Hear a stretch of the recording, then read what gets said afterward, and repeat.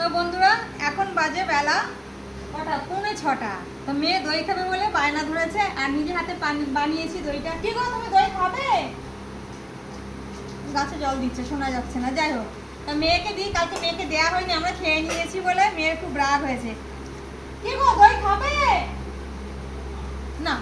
এই যে তো বন্ধুরা কেমন হয়েছে আমার দই পাতানোটা দেখো তোমরা, এবার দেখো, এই দেখো তুলছি। কালকে মেয়ে খাইনি, আজকে মেয়ে ডবল খাবে বলেছে। বেলাটা দেবো? দাও দাও দাও দাও। এনে বাবারে, হাতে পাতানো দই বলে কথা। আমি একটু নিই, এবার খেয়ে দেখি কেমন হয়েছে। আমি আগে খাচ্ছি, তোমাদের দাদাভাই খাবে না এখন বললো।